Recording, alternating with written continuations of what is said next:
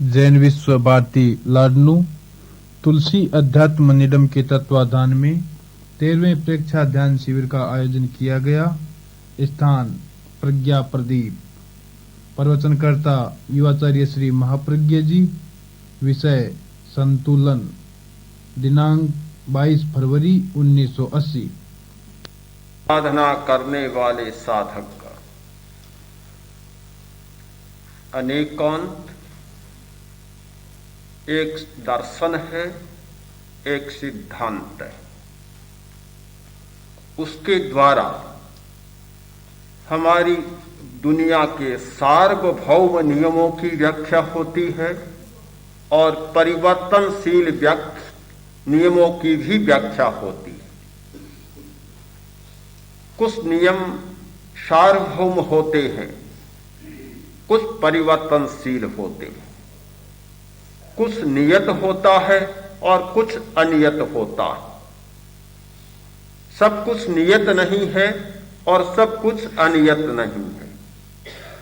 दोनों प्रकार के तत्व बराबर काम कर रहे हैं और इसलिए कर रहे हैं कि इस जगत में एक भी तत्व ऐसा नहीं है जिसका एक छत्र शासन हो। कोई तत्व ऐसा नहीं है, सबकी सीमा है। एक छत्र शासन किसी का नहीं है। काल का बहुत महत्व है पर एक छत्र शासन नहीं है। पुरुषार्थ का बहुत बड़ा महत्व है पर एक छत्र शासन उसका नहीं है। इच्छा का बहुत बड़ा महत्व है, भाग्य का बहुत बड़ा महत्व है पर एकाधिकार उसका भी नहीं है। किसी भी तत्व का एकाधिकार नहीं है। सब पूरे हैं अपनी अपनी सीमा में और सब अधूरे हैं दूसरे की सीमा में। इस सीमा बोध की व्याख्या से फलित होता है संतुलन। इतने विरोधी हितों, इतने विरोधी स्वार्थों और विचारों वाली दुनिया में यदि संतुलन न हो, सब कुछ गड़बड़ा जाए। शरीर हमारा चलता है, इसीलिए चलता है कि शरीर में संतुलन है। संतुलन है। प्राणधारा विरोधी, प्राण अपान का विरोधी, अपान प्राण का विरोधी, किंतु दोनों का संतुलन।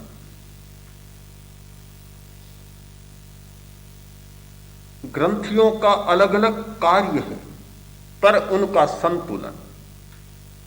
जब तक संतुलन होता है, सामंजस्य होता है, स्थिति ठीक चलती है। असंतुलन होता है और सब कुछ गड़बड़ा जाता है। संतुलन सारे विरोधों का एक मध्य सेतु है जो विरोधों में टकराहट नहीं होने देता, दोनों का उपयोग कर लेता है। बहुत बड़ा तत्व है संतुलन। अनेकांत ने संतुलन की बहुत विशद व्याख्या की है।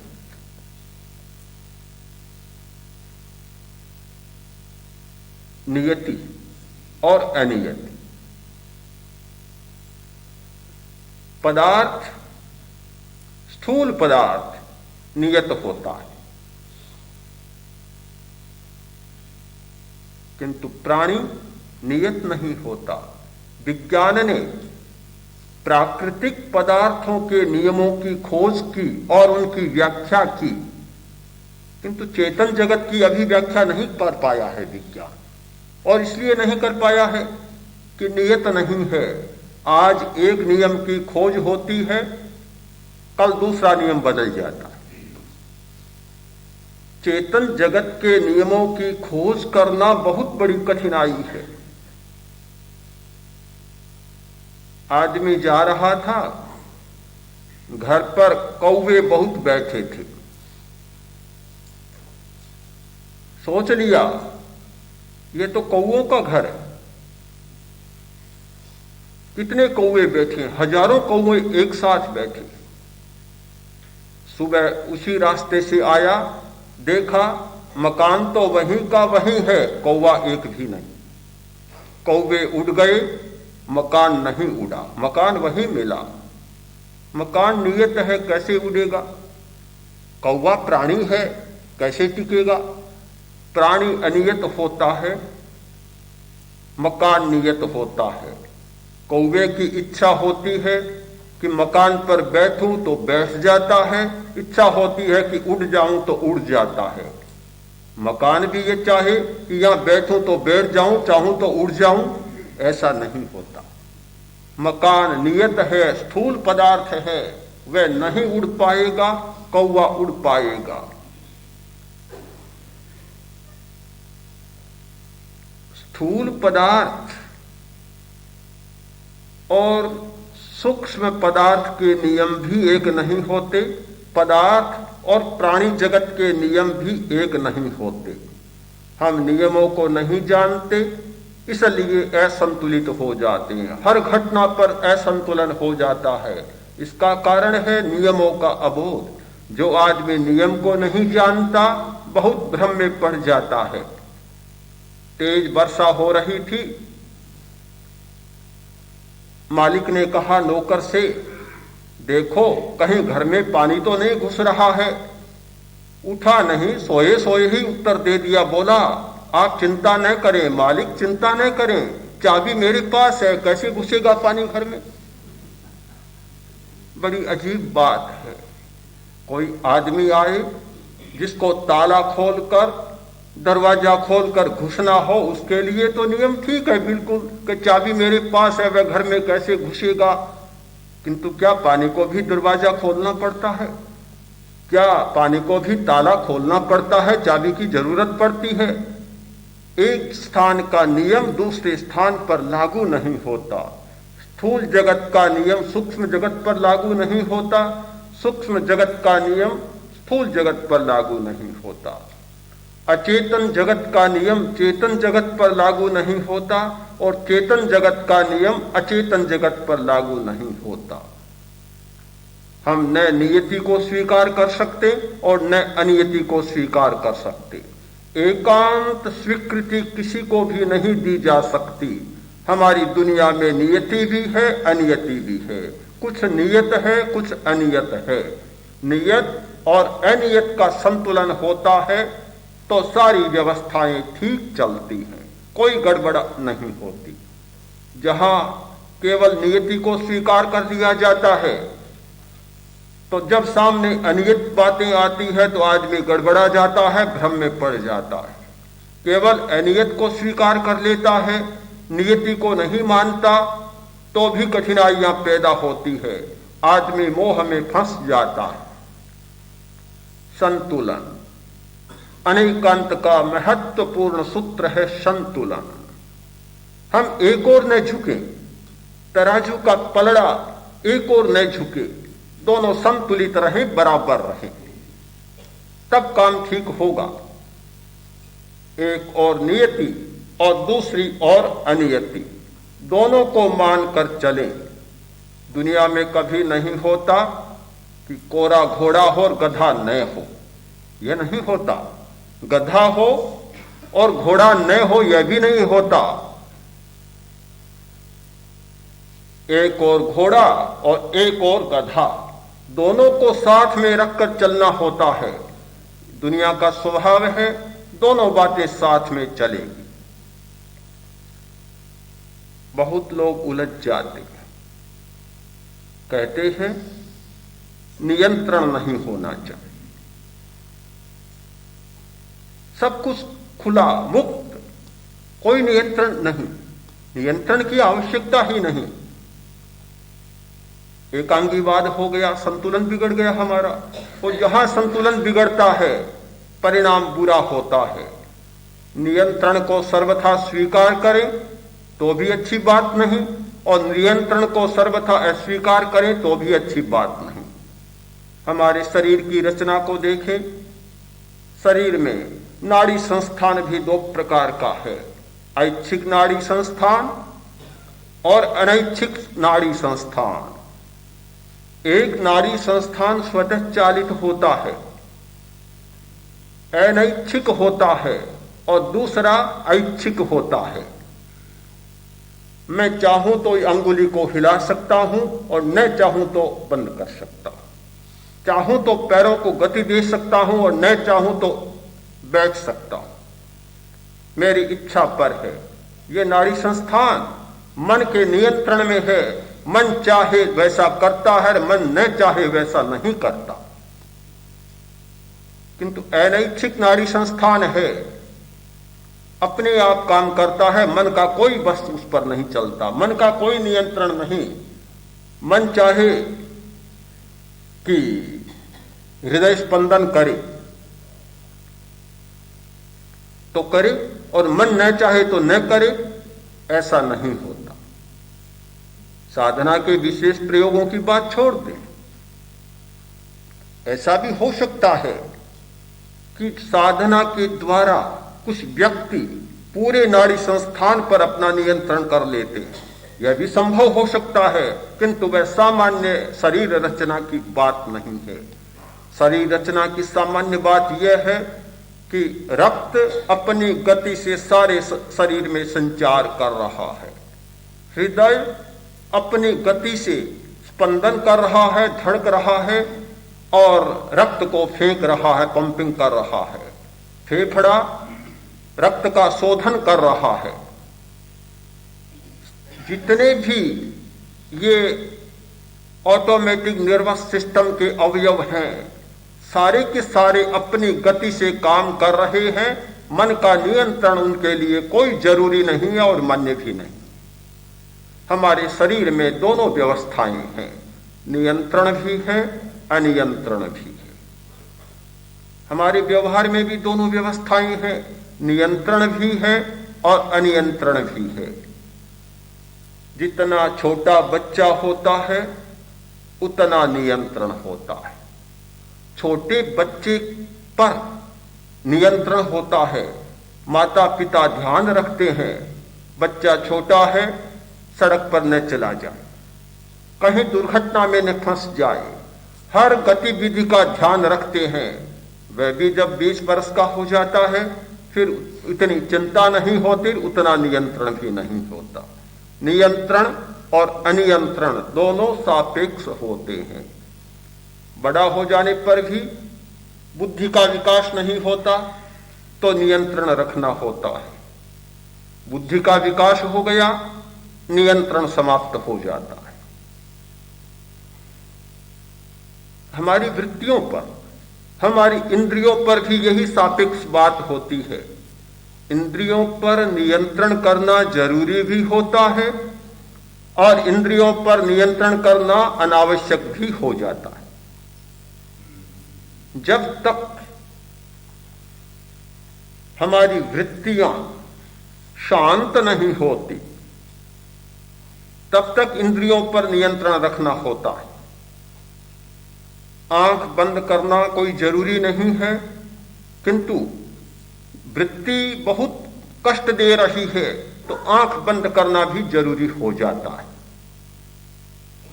पर्दा शायद इसीलिए चला होगा कि आंख पर नियंत्रण नहीं है, उनसे बचा जाए। और विपरीत बात भी हुई है। आज की स्त्रियां पर्दा करती हैं, किंतु रामायण का प्रसंग है कि राक्षस पुरुष पर्दा करते थे। स्त्री को पर्दे की क्या जरूरत है? अनियंत्रण तो पुरुष में और पर्दा करे स्त्री। बड़ी विचित्र बात हो गई है। तो बीमारी कहीं दवा ले और कोई, ये कैसी बात? पर्दा तो उसको चाहिए कि जिसका अपनी आंख पर नियंत्रण नहीं है, जिसकी आंख में विकार है, उसके लिए पर्दे की जरूरत है। शायद आज के मनुष्यों की अपेक्षा राक्षसों ने समझदारी से काम लिया था। उन्होंने पर्दे की व्यवस्था पुरुष के लिए की थी, स्त्री के लिए पर्दे की व्यवस्था नहीं की थी। नियंत्रण जरूरी होता है जब इंद्रियां शांत न हो। जब इंद्रियां शांत हो जाए आंख खुली रहे, कान खुला रहे, सब कुछ खुला रहे, कोई जरूरत नहीं है, नियम नहीं होता, कोई नियम नहीं होता। आगम साहित्य में व्यवस्था की, कल्प की व्यवस्था, कोई साधक साधना शुरू करता है, उसके लिए नियमों की व्यवस्था की। कहा जाता है वह कल्प साधक, कल्प की साधना करने वाला। सारी व्यवस्थाएं प्रारंभ में होती है, प्रारंभ में व्यवस्था ज्यादा होती है, आंतरिकता कम होती है। जैसे जैसे विकास होता है, व्यवस्था कम होती जाती है, आंतरिकता बढ़ती जाती है। 1 वर्ष का साधक जितने नियमों का पालन करता है, 50 वर्ष का साधक उतने नियमों का पालन कभी नहीं करता, आवश्यकता भी नहीं होती, कभी नहीं होती। एक अवस्था आती है कि वह कल्पातीत, कल्प से अतीत हो गया, न व्यवस्था, न नियम, न आचार संहिता, न कोई नियंत्रण, सर्वथा मुक्त, सर्वथा स्वतंत्र। भगवान महावीर का एक वचन है, कुशले पुण्यो बद्धे नो मुक्के। जो वीतराग हो गया, किसी नियम से बंधा नहीं होता, कोई नियंत्रण नहीं होता। और इसलिए नहीं होता कि नो मुक्के, वह मुक्त भी नहीं होता, वह अपने आत्मानुशासन से मुक्त नहीं होता, इसलिए उस पर कोई बंधन नहीं होता। बंधन लाने वाले सारे बीज समाप्त हो जाते हैं, बंधन लाने वाली सारी वृत्तियां समाप्त हो जाती हैं, नियंत्रण की कोई जरूरत ही नहीं होती, कुछ पता ही नहीं चलता। नियंत्रण को भी सर्वथा स्वीकार नहीं किया जा सकता और अनियंत्रण को भी सर्वथा अस्वीकार नहीं किया जा सकता। एकांगी आग्रह बन गया। कुछ लोग इतना भार देते हैं कि वृत्तियों का नियंत्रण मत करो, इंद्रियों का नियंत्रण मत करो, इच्छाओं का दमन मत करो, नियंत्रण मत करो, किंतु मुक्त भोग करो, जो मन में आए सो करो। एक बिंदु ऐसा आएगा कि उससे मुक्त हो जाओ।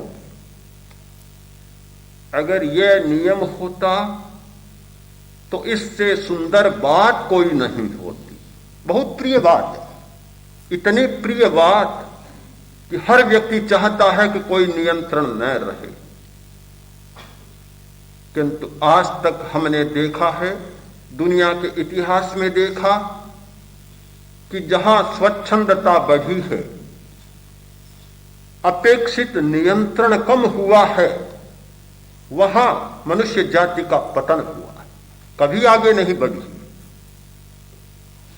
अनियंत्रण, स्वच्छंदता या स्वैर वृत्ति कभी विकास की ओर मनुष्य को नहीं ले जाती। अनियंत्रण की बात उस भूमिका में आती है जब बाहर के विकार समाप्त हो जाते हैं, बाहर के दोष शांत हो जाते हैं, बाहर में बैठा शत्रु भी सामने नहीं होता, और वह तब हो सकता है जब भीतर का शत्रु शांत हो जाए, भीतर की वृत्तियां शांत हो जाए, फिर बाहर का कुछ बचता ही नहीं, कुछ रहता ही नहीं है। एक ज्ञानी की भूमिका को अज्ञानी कैसे निभा सकता है? एक ही बात में ज्ञानी का एक अर्थ होता है दूसरा और अज्ञानी का एक अर्थ होता है दूसरा। बात एक होती है, सिद्धांत एक होता है, घटना एक होती है, किंतु ज्ञानी उसे दूसरे अर्थ में समझता है और अज्ञानी आदमी उसे दूसरे अर्थ में समझ लेता है।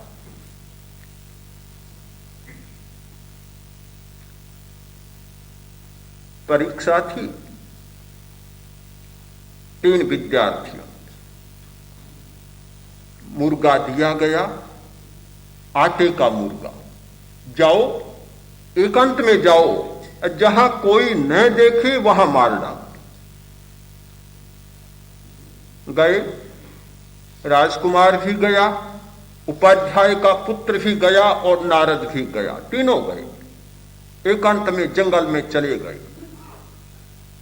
राजकुमार ने सोचा जंगल है, कौन आदमी देखता है, गर्दन को तोड़ दी, आ गया, जल्दी सबसे पहले आ गया। उपाध्याय का पुत्र गया, सोचा खुले में तो कोई पंछी भी देख सकता है, उड़ता जानवर भी कोई देख सकता है, और कोई भी देख सकता है। गुफा में चला गया, सोचा यहां कोई देखने वाला नहीं, गर्दन तोड़। नारद गया, बहुत दूर जंगल में चला गया, घनघोर जंगल में चला गया, सोचा अब तो कोई देखने वाला नहीं, बिल्कुल एकांत, बिल्कुल निर्जन और गहरी गुफा, कोई नहीं देखता, घोर अंधकार। इतने में ध्यान आया, अरे और कोई नहीं देखता किंतु मेरी आत्मा तो देख रही है। आदेश था कोई नहीं देखे, मैं तो देख रहा हूं, मेरी आत्मा देख रही है, परमात्मा देख रहा है, जो मुक्त आत्मा है, भगवान है, परमात्मा है, वह तो सबको जानता, सबको देखता है, वह देख रहा है, कैसे मारूं। लौट आया, गर्दन नहीं तोड़ी, तीनों उपाध्याय के सामने प्रस्तुत हुए। उपाध्याय ने कहा मार दिया मुर्गे को, आटे का था, बनावटी मुर्गा, आटे का, जीवित मुर्गा नहीं था, मार दिया। राजकुमार ने कहा बिल्कुल गर्दन, यह गर्दन और यह सर। कोई देखता नहीं था, बिल्कुल नहीं, जंगल में गया, कौन देखने वाला था। अपने पुत्र से पूछा, उसने कहा मार दिया। कहां मारा, कि जंगल में नहीं मारा, संभावना है कि कोई देख सकता है, गहरी गुफा में जाकर मैंने मारा है, जहां कोई नहीं देखता था। ठीक, बैठ जा।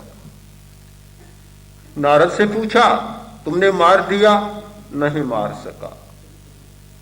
उपाध्याय ने कृत्रिम कोप की भाषा में कहा ये दोनों बहुत विनीत है, तुम उद्दंड हो, तुमने मेरे आदेश का पालन नहीं किया, मैंने कहा था मुर्गे को मार डालो, तुमने नहीं मारा, क्या तुझे कोई एकांत नहीं मिला। इन दोनों को एकांत मिल गया, लगता है तू आलसी है, दूर नहीं गया, ऐसे ही लौट आया, गया नहीं तू। उसने कहा गुरुदेव मेरी लाचारी है, क्या करूं, बहुत दूर गया, इन दोनों से दूर गया, एकांत गहरी गुफा में गया, किंतु जैसे ही मैंने सोचा कोई नहीं देखता है, मारूं, इतने में ख्याल आया अरे और कोई नहीं देखता तो मेरी आत्मा तो देख रही है, और कोई नहीं देखता तो परमात्मा तो देख रहा है, और परमात्मा तो सब जगह देख रहा है। अब मुझे कोई स्थान मिलने वाला नहीं है कि जहां कोई न देखे। मेरी लाचारी, आप जो कुछ माने, मुझे ऐसा स्थान नहीं मिला, इसलिए मैं आ गया। जिस व्यक्ति में यह प्रज्ञा जाग जाती है कि मेरी आत्मा सब जगह देख रही है, परमात्मा सब जगह देख रहा है, ज्ञानी मनुष्य उस सिद्धांत का उपयोग करता है और अपनी अहिंसा की वृत्ति का विकास कर लेता है। सिद्धांत तो यही है, कभी कभी अज्ञानी आदमी इसका दुरुपयोग भी कर लेता है। इसी सिद्धांत का सारा सापेक्ष चलता है, जब संतुलन नहीं होता तो दुरुपयोग भी हो जाता है। एक महिला कपड़े पहने पहने स्नान करती थी सदा, कभी कपड़ा नहीं खोलती। किसी सखी ने पूछा बहन ऐसा क्यों करती हो, कपड़े क्यों नहीं खोलती। क्या करूं, बड़ी मुसीबत है, लाज आती है, दूसरों के सामने कपड़े कैसे खोलूं। उसने कहा भीतर अकेले में जाती हो, दूसरा कौन होता है वहां। अरे तुम नहीं जानती हमारे शास्त्रों में क्या कहा है कि परमात्मा सबको देखता है, तो परम पिता परमात्मा देख रहा है, उसके सामने कपड़े कैसे खोलूं। जब ज्ञान का विकास नहीं होता, सिद्धांत का दुरुपयोग भी हो जाता है। मुझे लगता है कि संतुलन का सिद्धांत इतना महत्वपूर्ण सिद्धांत है कि इससे एकांगी दृष्टिकोण नहीं पनपता। हमारा चिंतन एक तरफ नहीं झुकता, तराजू का एक पलड़ा नीचे नहीं जाता, किंतु दोनों बराबर रहते हैं। हम किसी भी बात को एकांगी मानकर और उस महिला की भांति सिद्धांत को तोड़ मरोड़ कर नहीं जानते, नहीं देखते और अपने व्यवहार को विघटित नहीं करते, किंतु नारद की भांति उसका बड़ा उपयोग करते हैं और उसकी सार्थकता प्रमाणित करते हैं। संतुलन बहुत जरूरी है। अनेकांत ने विश्व के नियमों की व्याख्या में एक संतुलन का सिद्धांत दिया। आचार के क्षेत्र में भी उससे बहुत फलित हुए। हमारा संयम, हमारी समता, ये सारे अनेकांत के फलित हैं।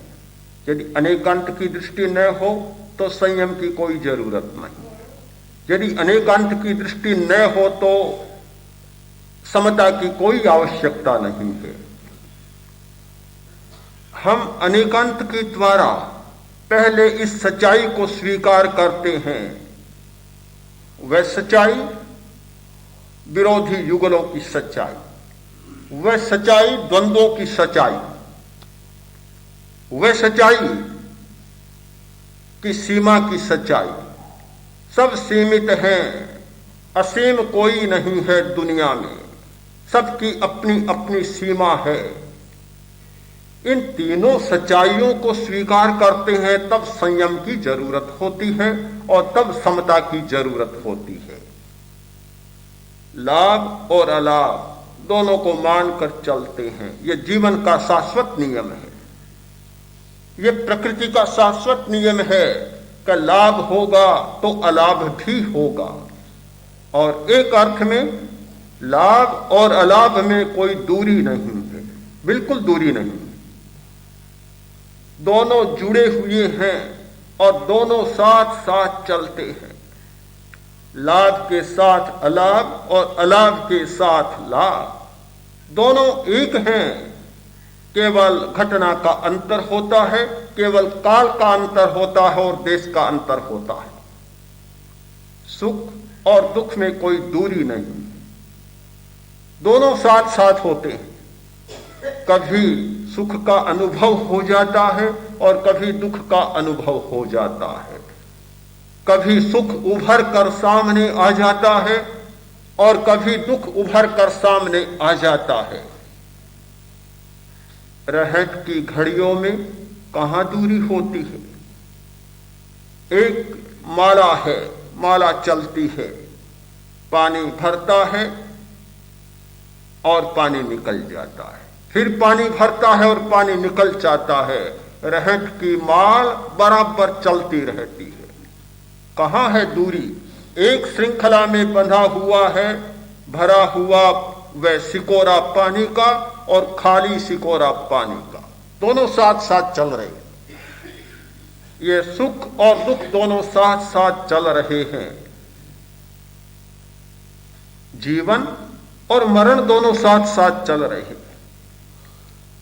एक भी क्षण ऐसा नहीं जो केवल जीवन का क्षण हो या केवल मृत्यु का क्षण हो। जब एक कोई बच्चा जन्म लेता है, जन्म का पहला क्षण जीवन का क्षण होता है तो जन्म का पहला क्षण ही मृत्यु का क्षण होता है। मृत्यु 70 वर्ष के बाद आने वाली घटना नहीं है, पहले क्षण में होने वाली घटना है। जिस क्षण में बच्चा जन्म लेता है उस क्षण में मौत की घटना भी साथ साथ घट जाती है, मौत भी शुरू हो जाती है। और जिसकी पहले क्षण में मौत न हो उसकी कभी मौत नहीं हो सकती, वह तो फिर अमर हो गया, अमर हो गया। कहा जाता है महाभारत के एक प्रसंग में युधिष्ठिर के पास कोई याचक आया और उसने याचना की। युधिष्ठिर ने कहा, आज नहीं कल दूंगा। भीम था, गया बाहर और नगाड़ा बजाना शुरू कर दिया।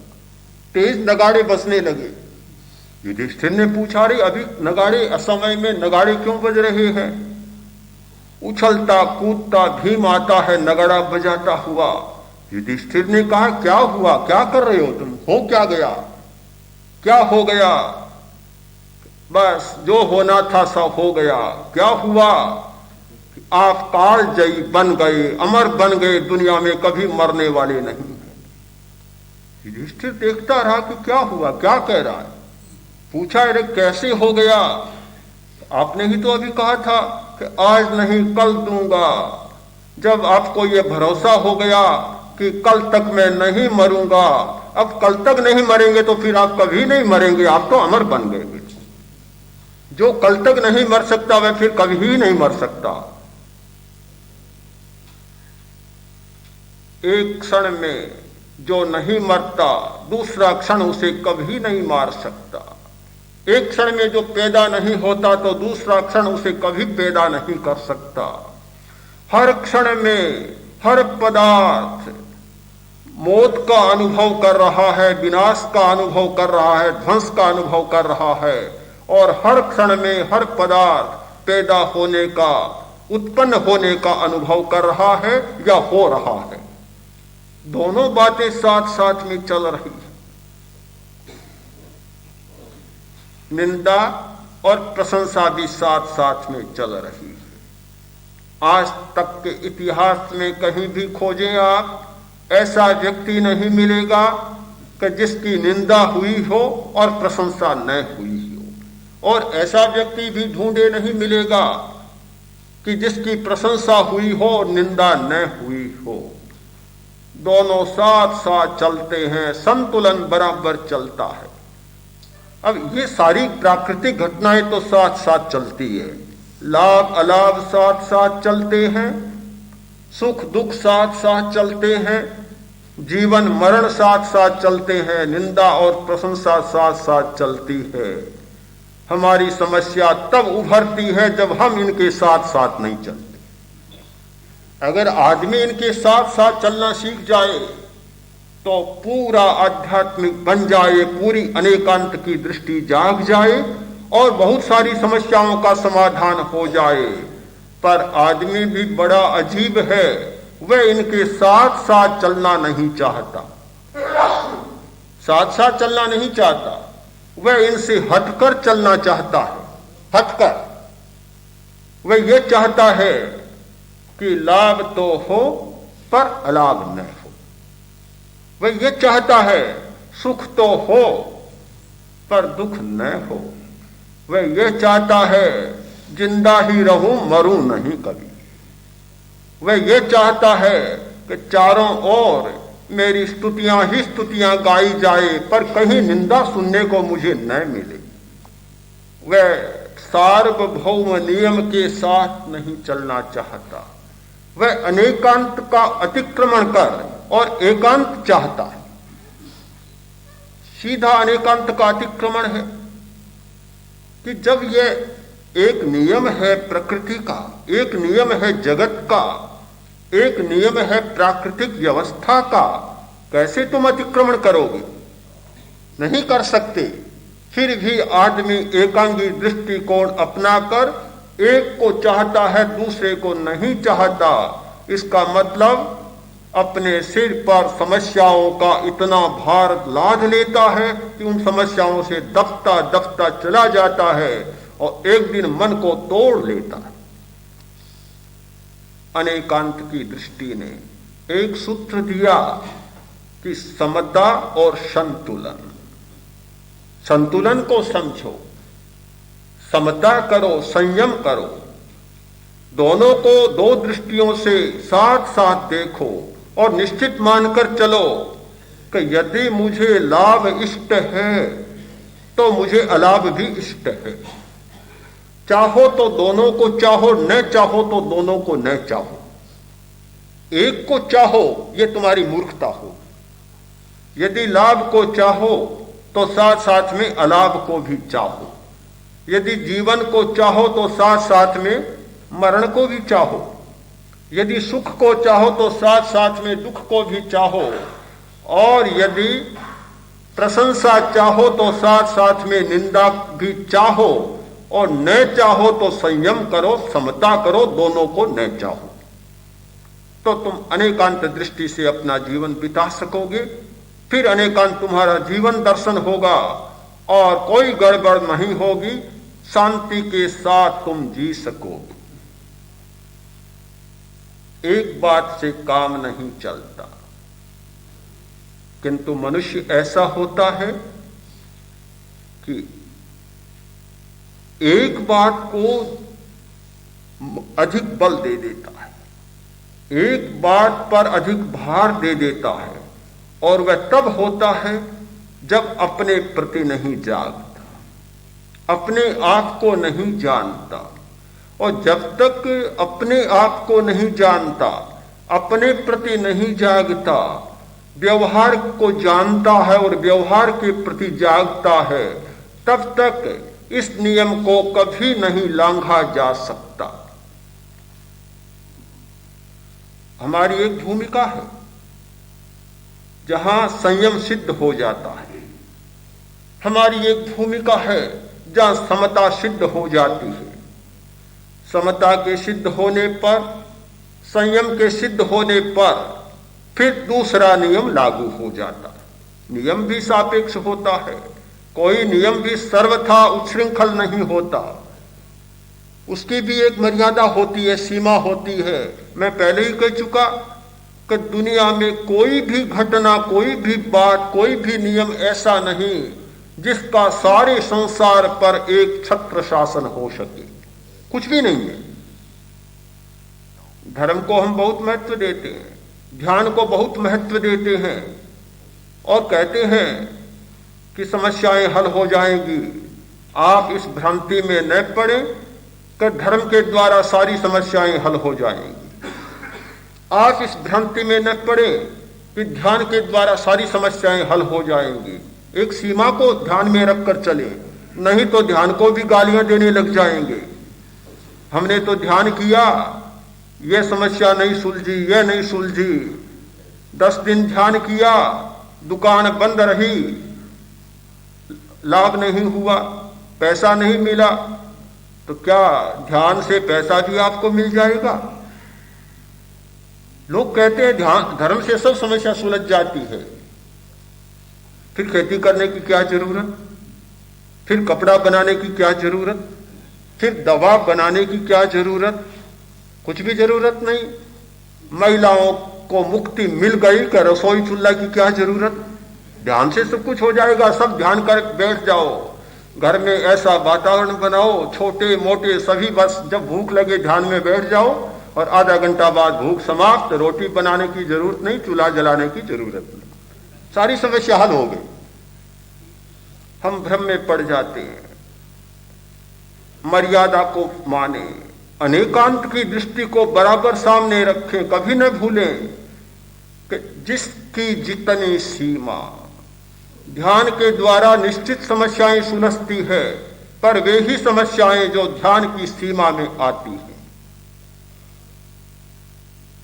बड़े से बड़े ध्यानी को खाना भी पड़ता है, पानी भी पीना पड़ता है, शौच के लिए भी जाना पड़ता है, समय समय पर कपड़े भी पहनने पड़ते हैं और समय समय पर दवाइयां भी लेनी पड़ती हैं।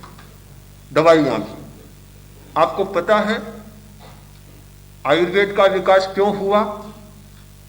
बहुत बड़ी एक घटना है कि हिमालय की गोद में तपस्या करने वाले तपस्वी बीमार हो गए। सब इकट्ठे हुए, सोचा अरे सब तपस्वी, संयमी, ब्रह्मचारी, फिर भी बीमार हो गए, रोगी हो गए, क्या कारण है? कारण खोजना चाहिए। ऋषियों की सभा हुई, भारद्वाज को चुना कि इंद्र के पास जाओ और इसका समाधान लाओ। तब भारद्वाज वहां गए, इंद्र के सामने समस्या रखी और समाधान लाए। कोई भी बात एकांगी दृष्टि से स्वीकार्य नहीं होती। ये न माने हम तो आए थे इस आशा से कि ध्यान करने से बीमारियां सारी चली जाएंगी। चली जा सकती है, पर यह ठेका किसने लिया कि सारी ही चली जाएंगी? किसने ठेका लिया? हाँ, सीमा को समझे तो यह निश्चित बात है कि ध्यान के द्वारा मन की सारी बीमारियां जा सकती, कसाय की सारी बीमारियां जा सकती है। जब कसाय की बीमारी जाएगी तो मन की बीमारी भी चली जाएगी, और जब मन की बीमारी जाएगी तो मन की बीमारी से होने वाली शरीर की बीमारियां भी चली जाएगी। किंतु सारी बीमारियां तो कैसे चली जाएगी? यह तो संभव नहीं है। कोई मच्छर खा गया, मलेरिया हो गया, कोई मन की बीमारी तो नहीं है, कैसे ध्यान से चली जाएगी? सर्वम सर्वात्मकम, असर्वम असर्वात्मकम, सब से सब कुछ हो जाता है या एक से सब कुछ हो जाता है, यह अनेकांत का दोष है। अनेकांत से सच्चाई नहीं मानता। एक में सब कुछ करने की क्षमता नहीं और सर्व सर्वात्मक नहीं होता। मर्यादा का बोध, सीमा का बोध हमारे सामने बहुत स्पष्ट रहे, साफ साफ रहे, बहुत जरूरी है। यह मर्यादा की बात जब समझ में आ जाती है कि हर साधना की अपनी अपनी सीमा होती है, हर कार्य की अपनी अपनी सीमा होती है। कुछ लोग अधिक भार देते हैं कि प्रवृत्ति करो, कर्म करते जाओ, कर्म करते जाओ। ये ध्यान में बैठकर निकम्मा समय बिताने की कोई जरूरत नहीं है। सब फालतू लोगों का काम है, आलसी लोगों का काम है कि 10 दिन उत्पादक श्रम को छोड़कर और निठल्ले होकर आंखें बंद कर और एक जगह बैठ जाए और झूठा मन को आश्वासन दे। ऐसी बात है। आवश्यकता क्या है निकम्मा बैठने की? एक दिन जेठाभाई भी ऐसा ही सोचते थे कि निकम्मा बैठने की जरूरत क्या है। काम करें, लिखें, पढ़ें, कुछ काम करें, तब तो समय की सार्थकता है। ऐसे ही आंख बंद कर और निकम्मे बैठ जाओ, जैसे लगता है कि नींद की कमी रह गई तो उसे पूरा कर लो। क्या जरूरत है? ऐसा ही लगता है, क्योंकि एकांगी दृष्टिकोण में हर समस्या हमारे सामने विकट बन जाती है। जिस व्यक्ति ने अनुभव ही नहीं किया, जिसने ध्यान की सीमा में प्रवेश ही नहीं किया, जिसने ध्यान का मूल्यांकन नहीं किया, ध्यान का अभ्यास नहीं किया, उसके लिए ध्यान एक निठल्लापन है, इसके सिवाय और कुछ भी नहीं है। और जिस व्यक्ति ने इसका मूल्यांकन किया, अभ्यास किया, उसे यह लगता है कि जीवन की जितनी प्रवृत्तियां, जीवन के जितने कर्म, जीवन की जितनी सार्थकता और सफलता है, उससे परम कोटि की सार्थकता है ध्यान, जहां की सारी शक्तियां हमारी जाग जाती है। किंतु मैं एकांत दृष्टि की बात नहीं करना चाहता। जब अनेकांत की व्याख्या कर रहा हूं और अनेकांत को एक जीवन दर्शन के रूप में प्रस्तुत कर रहा हूं, तो हमें दोनों दृष्टियों से देखना होगा। न दोनों से देखना होगा, किंतु एक तीसरी दृष्टि से देखना होगा, और वह है अपनी दृष्टि। अपनी दृष्टि, उसका अर्थ है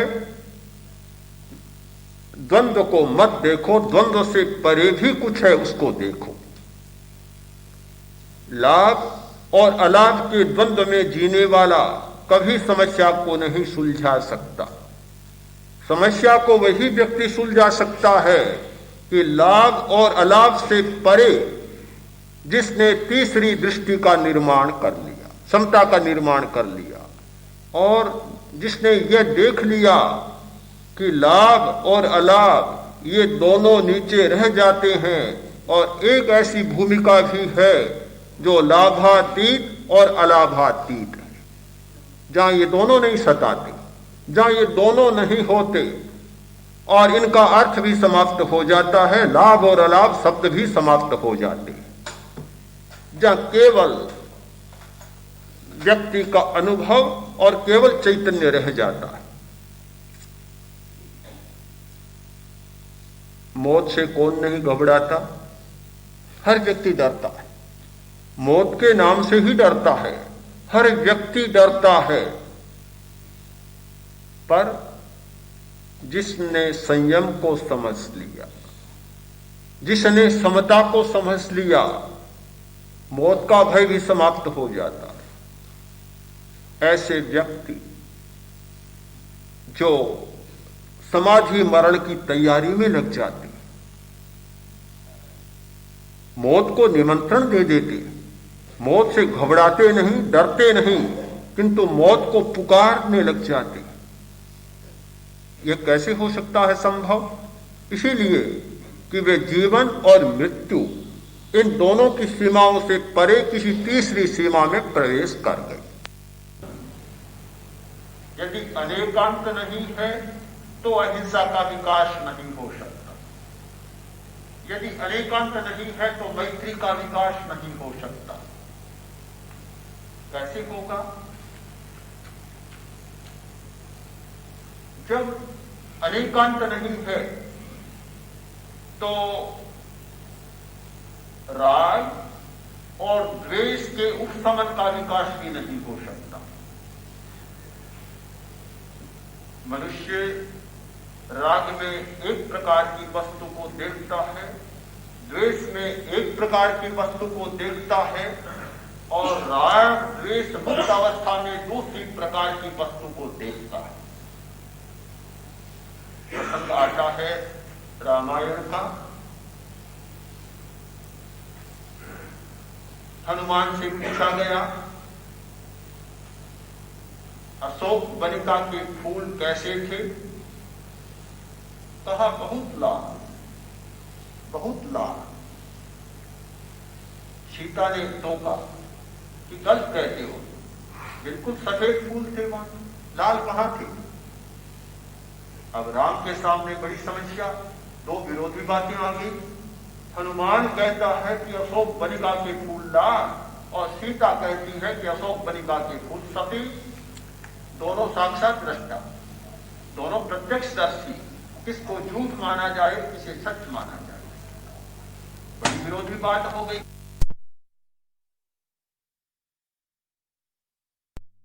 आंखों देखा है, दूसरा कहेगा मैंने भी आंखों देखा है। अब क्या करे, तीसरा आदमी क्या करे? बड़ी समस्या हो जाती है। राम ने कहा तुम भी सच कहते हो और सीता भी सच कहती, और समस्या पैदा हो गई। ये दोनों बातें कैसे हो? आइंस्टीन के पास नौकर आया, आकर बोला कि बड़ी कठिनाई है, बड़ी उलझन है। सुन लिया, बात हो गई। पत्नी को पता चला, पत्नी आई, आकर बोली कि नौकर बड़ा बेवकूफ है, बड़ा मूर्ख आदमी है, कैसे नौकर को रखा है घर पर? आइंस्टीन ने कहा ठीक बात। पत्नी चली गई, नौकर को पता चला, वह आया, आकर बोला कि महाशय मैं क्या करूं, आपकी पत्नी बहुत जिद्दी है, बहुत खराब है, बड़ा कठोर स्वभाव है, मुझे बहुत डांटती है। आइंस्टीन ने कहा बहुत ठीक बात। पत्नी ने सुना, उसने कहा मैंने कहा वह भी ठीक, और नौकर ने कहा वह भी ठीक, तो फिर वह ठीक क्या हुआ? बहुत बिगड़ गई। तो बड़ी समस्या होती है ये। राम कहते हैं कि सीता कहती है वह भी ठीक है, और हनुमान कहता वह भी ठीक है। बड़ी समस्या हो गई। अंतिम समय तक कहते हैं डॉक्टर को बुलाओ, एक इंजेक्शन तो लगवा दो, एक तो लगवा दो। डॉक्टर साहब जा रहा हूं, जल्दी लगाओ, एक इंजेक्शन तो लगा दो। ये जीवन की आशंसा, जिजीविषा छूटती नहीं। ऐसे लोग भी हैं जो कहते हैं दवा नहीं लूंगा, आहार भी नहीं करूंगा, शांत वातावरण में रहकर और मौत को निमंत्रित करूंगा, मौत का आतिथ्य करूंगा, स्वागत करूंगा, आओ, जल्दी आओ, कोई जरूरत नहीं, डरने की कोई बात नहीं। चेतना का यह परिवर्तन कैसे होता है कि जब जीवन और मृत्यु ये दोनों सीमाएं समाप्त हो जाती हैं, एक समता की सीमा या संयम की सीमा आ जाती है, चेतना बदल जाती है, चित्त बदल जाता है। अनेकांत से फलित होता है संतुलन, अनेकांत से फलित होता है संयम, अनेकांत से फलित होता है साम्य, समता का दृष्टिकोण।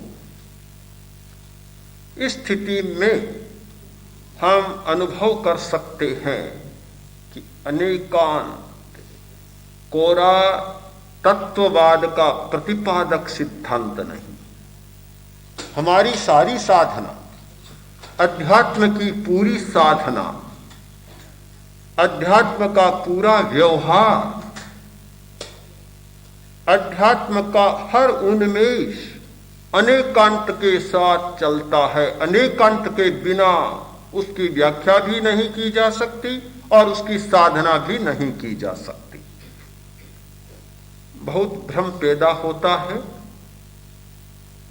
कि लोग एकांगी दृष्टिकोण प्रस्तुत कर देते, वहां कठिनाई भी पैदा हो जाती है। बहुत लोग उलझ जाते हैं क्योंकि सुलझाने वाले कम होते हैं, उलझाने वाले ज्यादा होते हैं। बहुत कम लोग होते हैं सुलझाने वाले। एक राजा ने एक बंदी को मारने का आदेश दिया।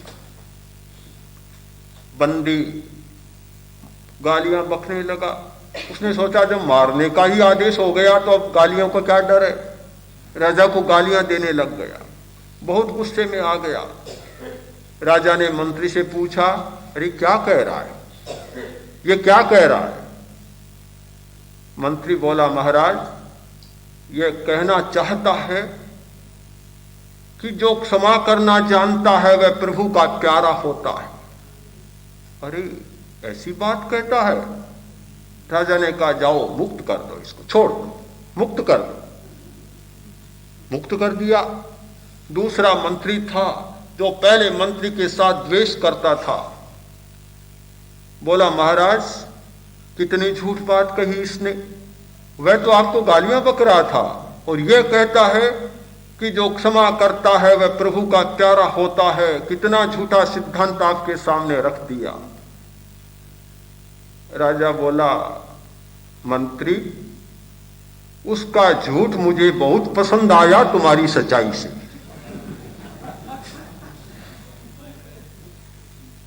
क्यों? कि उसके झूठ में भी भलाई है और तुम्हारे सच में भी द्वेष झलक रहा है, ईर्ष्या झलक रही है। बहुत बार ऐसा होता है, आदमी दूसरे को विभ्रम में डालना चाहता है, दूसरे की भलाई नहीं किंतु दूसरे को फंसाना चाहता है। यह फंसाने वाली बात सिद्धांत के क्षेत्र में भी होती है, आचार के क्षेत्र में भी होती है और व्यवहार के क्षेत्र में भी होती है।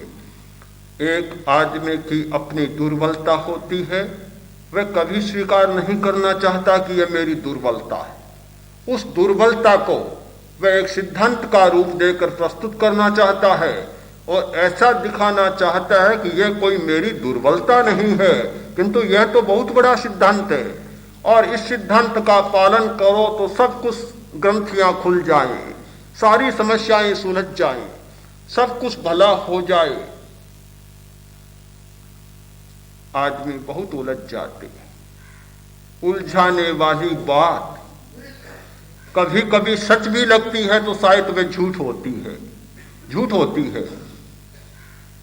इसीलिए भगवान महावीर ने कहा, दूसरों को ताप पहुंचाने वाली, दूसरों का गला काटने वाली भाषा सच है तो भी झूठ है। इस संदर्भ में आप बिल्कुल समझ सकते हैं कि दूसरे का अहित करने वाली भाषा सच है, फिर भी वह झूठ है। वाणी तो सत्य है, किंतु वाणी अपने आप में सत्य असत्य नहीं होती। वाणी के पीछे जो धारा है, प्राण की धारा और चिंतन की धारा, वह इतनी मैली है कि वाणी की सच्चाई को भी बिगाड़ देती है और उसे झूठ बना देती है। इन सारी समस्याओं को समझने के लिए, इन सारी समस्याओं से निपटने के लिए हमें अनेकांत की दृष्टि और उसके द्वारा फलित होने वाला संतुलन का सिद्धांत, महत्वपूर्ण सिद्धांत जानना होगा, बोधगम्य करना होगा और उसका व्यवहार भी करना होगा। ध्यान करने वाला प्रत्येक व्यक्ति अपने दृष्टि को संतुलित बनाए, अपने आचार और व्यवहार को संतुलित बनाए, अपने प्रत्येक कर्म को संतुलित बनाए। जिस दिन हमारे चैतन्य में यह संतुलन की घटना घटित होती है, उस दिन को मैं परमात्मा के साक्षात्कार का क्षण मानता। प्रश्न है कि जब दूसरों को कष्ट देने वाली सच बात भी झूठ बन जाती है, तो दूसरों को आराम देने वाली क्या झूठ बात भी सच बन जाती है? प्रश्न सुख दुख देने वाली का नहीं, प्रश्न चित्त की निर्मलता आ रही है या मलिनता आ रही है उसका है। दूसरे का प्रश्न गौण होता, हर जगह हम दूसरे को ही ले लेते हैं, क्यों? दूसरों को पकड़ने में बहुत मजा है, हर बात में दूसरे को पकड़ लेते हैं। प्रश्न ये देखो कि जो व्यक्ति है उसके मन की मलिनता आ रही है या राग द्वेष विमुक्ति आ रही है, निर्मलता आ रही है। राग द्वेष विमुक्ति आती है तो वहां झूठ बोलने का कोई प्रसंग ही नहीं होता, और सच बात इसलिए झूठ बन जाती है कि उसके पीछे राग द्वेष आ रही है, क्योंकि झूठ तो राग द्वेष के बिना बोला ही नहीं जाता, इसलिए वह बात तो अपने आप समाप्त हो जाती है। तो प्रश्न है चित्त की मलिन धारा का, राग द्वेष की धारा का और राग द्वेष विमुक्त धारा का। अजीब प्रश्न है, और प्रश्न रखने वाला आदमी भी कोई भोला भाला नहीं है, पढ़ा लिखा आदमी है। तो परंतु मुझे लगता है कि इस बारे में भोलक ही की है। प्रश्न है कि कल आपने कहा कि 2-3 पृष्ठ से ज्यादा नहीं पढ़ते तो इतने ज्ञान संपदा कैसे अर्जित कर लें। मैं इस भ्रांति को तोड़ना चाहता हूं कि पढ़कर मैंने कोई ज्ञान संपदा इतनी अर्जित नहीं की।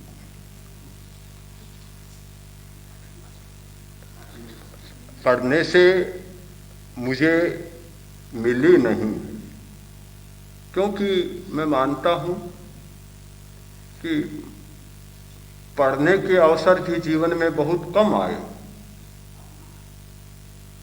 ये कुछ है हमारे छात्राएं शिविर में, एक दिन इन्होंने पूछा आपने अध्ययन कितना किया, मतलब कितनी क्लास में, कितनी कक्षाओं में। तो मैंने कहा कि क्या बताऊं, मेरे पास कोई उत्तर ही नहीं है, एक क्लास भी नहीं पढ़ा हूं। इस माने में तो बिल्कुल अपढ़ हूं। केवल ये पहाड़े पड़े थे गुरुजी के पास, जो गांवों में गुरुजी होते थे उनके पास ये पहाड़े गणित के, ये होता है ना ढायार वे क्या पंचा, यही पूरी याद नहीं अब तो, वे ही पढ़े थे। किंतु ये मानता हूं कि एक गुरु का आशीर्वाद होता है और दूसरे में प्रज्ञा को जगा दिया जाता है। एक बुद्धि और एक प्रज्ञा। बुद्धि को पढ़ने की जरूरत होती है, प्रज्ञा को जागने की जरूरत होती है। हम ध्यान के द्वारा पढ़ते नहीं किंतु प्रज्ञा को जगाने का प्रयत्न करते हैं। जब प्रज्ञा जाग जाती है तो फिर बहुत पढ़ने की जरूरत नहीं होती।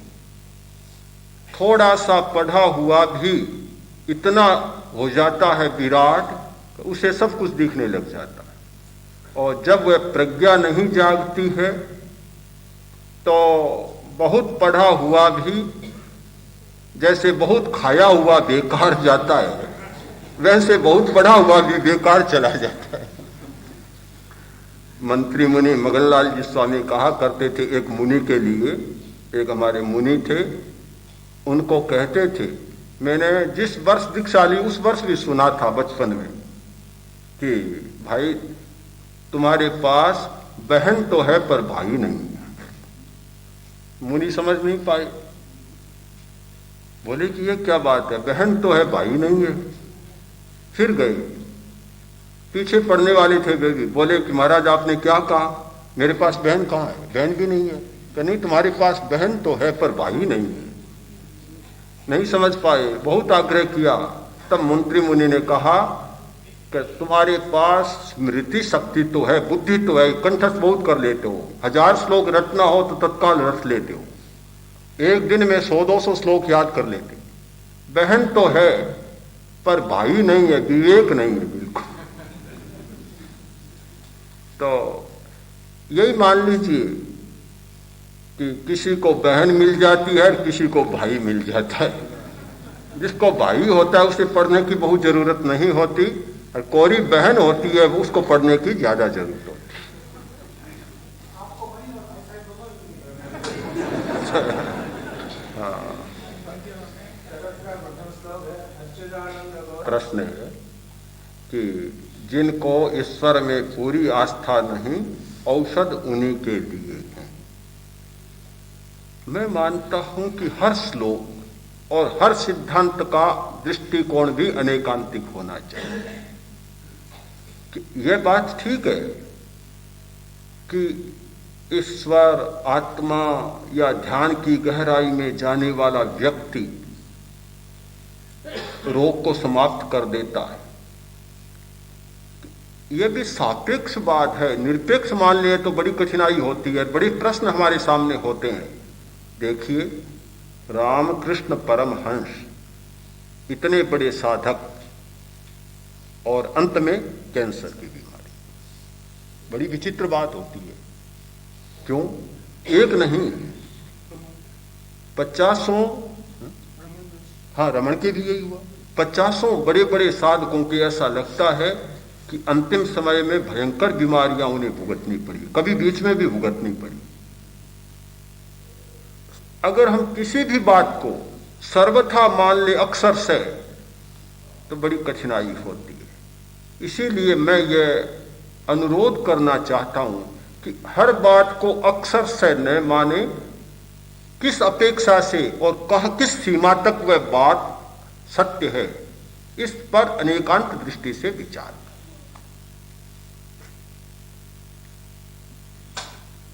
प्रश्न है कि ध्यान करने वाले की संकल्प शक्ति का विकास होता है और संकल्प से हर काम हो जाता है, तो यह सिद्धांत कहां तक लागू होता है? यह भी सापेक्ष बात है। संकल्प शक्ति का विकास होगा, पर कोई भी यह नहीं कर सकता कि संकल्प शक्ति के द्वारा सारी दुनिया को बदल डालो। और बात तो छोड़ दीजिए, बड़े बड़े चमत्कार दिखलाने वाले संकल्प शक्ति के महान जादूगर माने जाते थे। जब पुलिस ने हथकड़ियां डाली तो ठंडे पड़ गए। जब आक्रमण किया विदेशी लोगों ने, संकल्प नहीं चला। संकल्प की भी एक सीमा है, हर जगह संकल्प काम नहीं करता। अगर ये बात होती तो फिर संकल्प कर लेते, नहीं मरूंगा, सबसे अच्छा प्रयोग था, क्यों मरे? आप देखेंगे, आयुर्वेद के ग्रंथों को देखिए, मंत्र शास्त्र के ग्रंथों को, हठयोग के ग्रंथों को, बस ये दवा लो अजरामरो भविष्यति, ये प्राणायाम करो जरा मृत्यु विनाशने, जरा और मौत दोनों नष्ट हो जाएंगे। सैकड़ों श्लोक आज योग के साहित्य में, आयुर्वेद के साहित्य में और धर्म के साहित्य में मिलेंगे कि यह प्रयोग तो बिल्कुल जरा और मृत्यु को नष्ट करने वाला है। पर मुझे तो एक भी नहीं लगता कि कोई अजर अमर हुआ हो। सब मर गए, लिखने वाले भी मर गए, पढ़ने वाले भी मर गए, हम भी सब मर जाएंगे। तो हर बात का अर्थ इतना होता है कि अजरामर कहने का इतना ही अर्थ लें, अकाल मृत्यु नहीं होगी, अकाल में नहीं मरोगे, अकाल में बूढ़े नहीं बनोगे, ये अर्थ ले तब तो बात संगत होती है, और नहीं तो लिखने वालों की बात और असंगत हो जाती है। हाँ, प्रकृति का नियम सबसे बड़ा है, जो विश्व के सार्वभौम नियम हैं। इसीलिए मैंने प्रारंभ में कहा कि दो प्रकार के नियम होते हैं। एक सार्वभौम नियम, यूनिवर्सल लॉ होता है, वह नियतिवाद का विषय होता है। उस पर किसी भी इच्छा का अधिकार नहीं होता, पुरुषार्थ का अधिकार नहीं होता। चाहे कोई तीर्थंकर हो जाए, अवतार हो जाए, उस पर किसी का अधिकार नहीं होता। और एक होता है परिवर्तनशील नियम, बस संकल्प शक्ति के द्वारा उस नियम को बदला जा सकता है। यह सीमा है दोनों। ते शरणं पवज्जामि सिद्धे शरणं पवज्जामि साहु शरणं पवज्जामि केवलिपन्नतं धम्मं अरहन्ते शरणं पवज्जामि सिद्धे शरणं पवज्जामि साहु शरणं पवज्जामि केवलिपन्नतं धम्मं शरणं पवज्जामि अरहन्ते शरणं पवज्जामि सिद्धे शरणं पवज्जामि साहु शरणं पवज्जामि केवलिपन्नतं